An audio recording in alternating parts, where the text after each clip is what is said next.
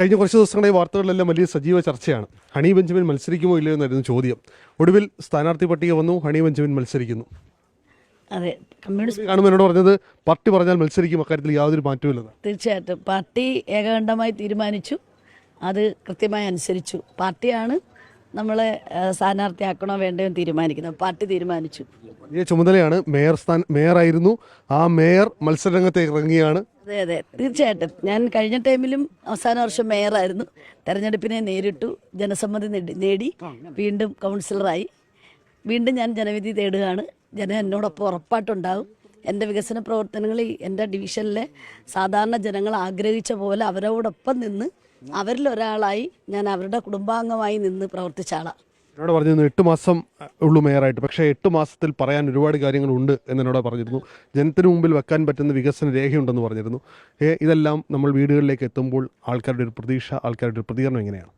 കാരണം 8 മാസത്തെ മേയർ എന്നതിലുപരി എനിക്ക് തോന്നുന്നു അതൊരു വലിയ കാലയളവിൽ ചെയ്യേണ്ട ഒരുപാട് പ്രവർത്തനങ്ങൾ ചെയ്ത് തീർക്കാനും അത് തുടങ്ങി വെക്കാനും കഴിഞ്ഞിട്ടുള്ള ഒരാളാണ് ഞാൻ.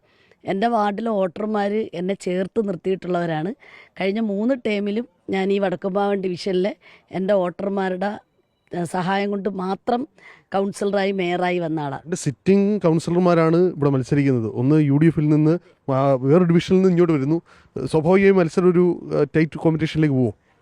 അല്ല, എൻ്റെ വാർഡിലെ ജനത്തിന് എൻ്റെ വികസന പ്രവർത്തനങ്ങൾ ഞാൻ ജനത്തിനോട് എങ്ങനെയാണ് നിൽക്കുന്നതെന്ന് അവർക്ക് നന്നായിട്ടറിയാം. ഞാൻ ഇറങ്ങിയ ഈ പ്രദേശം എന്ന് പറയുന്നത് വടക്കുംഭാഗം ഡിവിഷനിലേക്ക് ഡീലിമിറ്റേഷനിൽ കൂട്ടിച്ചേർന്ന ഭാഗമാണ്. പക്ഷെ ഭയങ്കര സ്വീകാര്യത എനിക്ക് രാവിലെ വീട് വേണ്ടല്ലോ, കാരണം മേയറല്ലേ, കൊല്ലത്തിന്റെ മേയറാണ്. അതെ അതെ, തൊട്ടടുത്ത വാർഡിലെ വികസന പ്രവർത്തനങ്ങളും ജനങ്ങളോട് ഇടപെടുന്ന രീതിയും ബോധ്യപ്പെട്ടിട്ടാകണം ഇവിടെ വന്നപ്പോൾ എനിക്ക് ഞാൻ പോലും പ്രതീക്ഷിക്കാത്ത അത്ര ഒരു സ്വീകരണം എനിക്കിവിടെ ലഭിച്ചു. വേറൊന്നേ, ഞാൻ പല സ്ഥാനാർത്ഥികളെയും കണ്ടാ വരുന്നത്. ഇത്രയധികം പേര് ഈ ഒരു മേയർക്കൊപ്പം, അത് മേയർ ആയതുകൊണ്ടാണോ അതോ ഈ നേരത്തെ തന്നെ ഇവിടുത്തെ പലതവണയായി ഇവിടുത്തെ കൗൺസിലറാണ്, സ്വാഭാവികമായി ആ ഒരു സ്വീകാര്യതയാണ്? അതെ, ഇവിടുത്തെ ഇടതുപക്ഷത്തിന്റെ സഖാക്കളാണ് എന്നോടൊപ്പം ഉള്ളത്. അതോടൊപ്പം തന്നെ എന്നെ കാടിളക്കിയുള്ള പ്രചരണം. തീർച്ചയായിട്ടും ഞങ്ങൾ രാവിലെ ഒരു 100 പേരിലധികം ആൾക്കാരുണ്ടായിരുന്നു. ഇപ്പൊ 10 മണിയൊക്കെ ആയി തൊഴിലിനൊക്കെ പോകേണ്ട. ആളുകളെ ഭയപ്പെടുത്തുവോ ഈ 100 പേരൊക്കെ ഒരു പ്രചരണത്തിന് സ്ഥാനാർത്ഥി ഒപ്പം വരിക എന്ന് പറയുന്നത്? സ്വാഭാവികമായി ഇല്ലില്ല, ഇത് നമ്മൾ എതിരാളികളെ പേടിപ്പിക്കുക എന്നുള്ളതല്ല. എൻ്റെ പാർട്ടി സഹാക്കളുടെ ആത്മാർത്ഥതയാണ് ഒരുമിച്ച് പ്രചരണത്തിന് ഇറങ്ങുന്നത്. എല്ലാ കാലവും ഞങ്ങൾ ഇങ്ങനെ തന്നെയാണ് മത്സരിച്ചിട്ടുള്ള എല്ലാ സമയത്തും. CPI CPM ഒരുമിച്ച് നിന്ന് ഇവിടെ ഒരു വലിയ തെരഞ്ഞെടുപ്പ് പ്രവർത്തനത്തെ നേരിട്ടിട്ട് തന്നെ ഞങ്ങൾ ഇറങ്ങുന്നത്. ഈ കഴിഞ്ഞ ദിവസങ്ങളിലെല്ലാം വലിയ ചർച്ചകൾക്ക് ഇട നൽകുന്നത് പുള്ളിക്കട കോളനിയാണ്. എന്തുകൊണ്ടാണ് അവിടെ ഒരു മാറ്റം ഉണ്ടാകാത്തതെന്ന ചോദ്യം UDF ചോദിക്കുന്നുണ്ട്, BJP ചോദിക്കുന്നുണ്ട്. ഇക്കാര്യത്തിൽ എന്താണ് കൗൺസിലർ എന്ന നിലയിൽ കൂടി പറയാനുള്ളത്? കൗൺസിലർ എന്ന നിലയിൽ പുള്ളിക്കടച്ചേരിയിലെ പ്രാഥമികമായ ഒട്ടേറെ കാര്യങ്ങൾ നിർവഹിച്ചിട്ടുള്ള ആളാണ് ഞാൻ. ലക്ഷക്കണക്കിന് രൂപ ഓരോ പദ്ധതി കാലയളവിലും നമ്മളവിടെ റോഡ് നിർമ്മിക്കുന്നു ഒക്കെ ചെയ്യുന്നു. പക്ഷേ റെയിൽവേയുടെ ഒരു ലാൻഡാണ് നമ്മുടെ ഈ പുള്ളിക്കട എന്ന് പറയുന്നത്. പുള്ളിക്കടയിൽ BJPക്കും കോൺഗ്രസിനും അവിടുത്തെ വികസനം എന്തായി എന്ന് ചോദിക്കാനുള്ള ഒരു ധൈര്യവും അവർക്കില്ല. കാര്യം വെച്ചാൽ കേന്ദ്രം ഭരിച്ചുകൊണ്ടിരുന്നത് വർഷങ്ങളായി UDF ആയിരുന്നു. അത് 15 വർഷക്കാലം, ഇപ്പം 3 ടേമായി BJP ഭരിക്കുന്നു. റെയിൽവേയുടെ അധീനതയിൽ, റെയിൽവേ കൈകാര്യം ചെയ്യുന്ന ഒരു ഡിപ്പാർട്ട്മെൻറ്റിൻ്റെ അധീനതയിൽ ഇരിക്കുന്ന പുള്ളിക്കടച്ചേരിയെ കൊല്ലം നഗരസഭ അവരുടെ വികസന പ്രവർത്തനങ്ങൾ, അവരുടെ ജീവിത സൗകര്യങ്ങൾ ഒരുക്കി കൊടുക്കാൻ, അവർക്ക് വീട് വെച്ച് കൊടുക്കാൻ ഞങ്ങൾ പദ്ധതി ഫണ്ടിൽ, പ്ലാൻ ഫണ്ടിലും പൈസ വെച്ചിട്ടുണ്ട്, ഞങ്ങളുടെ ബഡ്ജറ്റിലും ഉണ്ട്.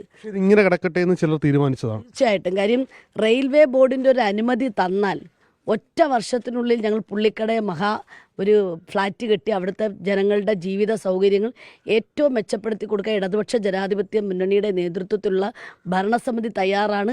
ഞങ്ങൾ അതിനകത്ത് ഉറച്ച നിലപാട് സ്വീകരിക്കും. പുള്ളിക്കടയിലെ പാവപ്പെട്ട ജനം എന്നും എന്നോടൊപ്പം നിന്നിട്ടുള്ളതാണ്, ഇടതുപക്ഷത്തോടെ നിന്നിട്ടുള്ളതാണ്. അവരെ ഞങ്ങൾ തീർച്ചയായിട്ടും സംരക്ഷിക്കും. ഞങ്ങൾ ഇടതുപക്ഷം എടുത്തിരിക്കുന്ന തീരുമാനം എന്ത് തന്നെ ആയാലും റെയിൽവേ ബോർഡിൻ്റെ അനുമതി കാത്തിരിക്കാൻ ഞങ്ങൾ ഇനി തയ്യാറല്ല. ഞങ്ങൾ 70 വർഷത്തോളം താമസിക്കുന്ന പാവപ്പെട്ട പുള്ളിക്കടയിലെ ജനങ്ങളെ ഇനി എന്ത് വില കൊടുത്തും അവിടെ ഞങ്ങളിപ്പോൾ കഴിഞ്ഞ ഒരു സർവേ നടത്തി റവന്യൂ ഭൂമി ഒരു 40 സെൻറ്റ് കണ്ടെത്തി. ആ റവന്യൂ ഭൂമിയിൽ വരും വർഷം ഞങ്ങൾ ഉറപ്പായിട്ടും അവിടെ താമസിക്കുന്ന ആൾക്കാർക്ക് വീട് വെച്ചു കൊടുക്കാൻ ഞങ്ങൾ തീരുമാനം എടുത്തിട്ടുണ്ട്.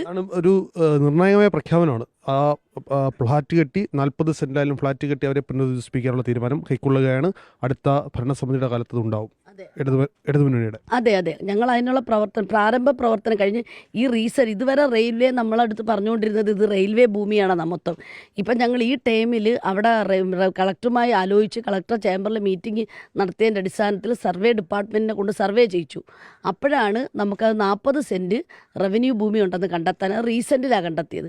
അപ്പോൾ തീർച്ചയായിട്ടും അടുത്ത പദ്ധതിയിൽ ഞങ്ങൾ ഉറപ്പായിട്ടും ഇടതുപക്ഷ ജനാധിപത്യ മുന്നണി അധികാരത്തിൽ വരും.